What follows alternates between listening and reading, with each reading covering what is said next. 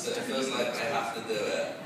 But I might save that for the end, because otherwise it's hard to take me seriously. It's essentially a lot of dodgy dessert-based puns. So before that, I'll do this one. And apart from coming and dressing appallingly, I've also missed all of the meetings, but I know the theme is reality. So this is a little bit about my reality, I guess. This is called Paper People. I like people. I'd like some paper people. They'd be purple paper people, maybe pop-up purple paper people, proper pop-up purple paper people. How do you prop up purple paper people? I hear you cry. But I probably proper pop-up purple paper people with the proper pop-up purple people paper clip on a paper appropriate adhesives and turn it to cheeky packages in case paper slips, because I could build a pop-up metropolis. But I wouldn't want to deal with all those paper people politics, paper politicians with the paper thin policies, broken promises without appropriate apologies. There'd be a little paper me and a little paper you. And we could watch paper TV and it would all be paper view.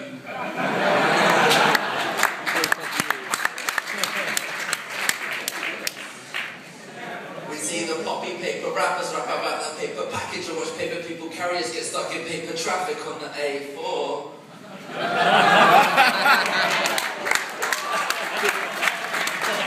There'll be a paper Princess Kate, but we don't stare at paper paper.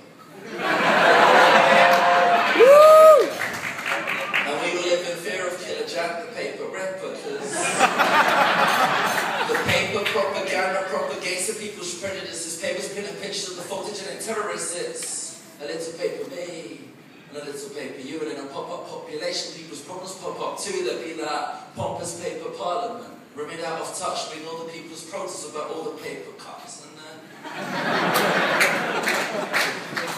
the peaceful paper protests will get blown to paper pieces by the confetti cannons by the printing police, and yes, there'll still be paper money.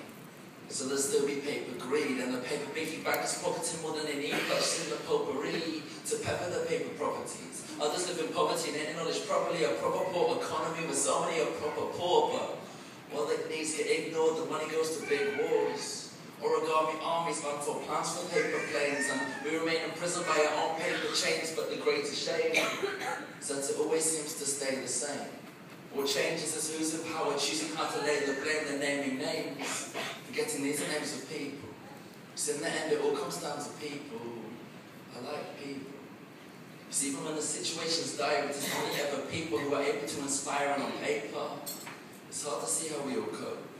But in the bottom of Pandora's box, there's still hope, and that's still hope, because I believe in people. People like my grandparents. Where every single day since I was born, I've taken time out of the morning to pray for me. That's 7,762 days straight of someone checking I'm okay, and that's amazing. People like my aunt who puts on plays with prisoners. People who are capable of genuine forgiveness. People like the persecuted Palestinians. People who go out of their way to make your life better and expect nothing in return. You see, people have potential to be powerful. Just because the people in power tend to pretend to be victims don't need to succumb to the system. And a paper population is no different. So there's a little paper me, and a little paper you, and in a pop-up population, people's problems pop up too, but even if the whole world fell apart, there needs to make it through, because we're people.